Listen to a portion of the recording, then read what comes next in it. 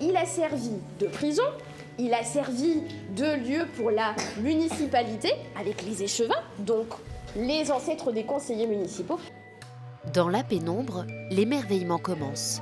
À la lueur de leurs lampions, les visiteurs avancent à tâtons à la rencontre de l'histoire du beffroi d'Amiens.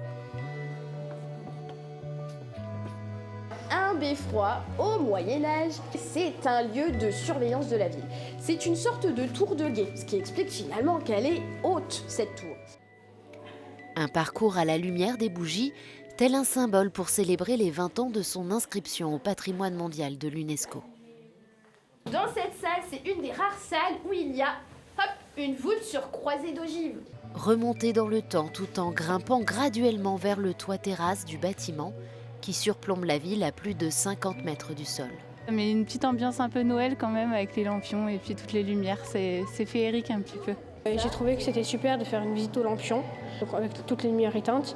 Et donc sans les lampions, on serait dans le noir. Et grâce à ça, on éclaire à la lumière de la bougie, un peu comme à l'ancienne. Ça met plus dans le contexte du coup de ce que les prisonniers vivaient.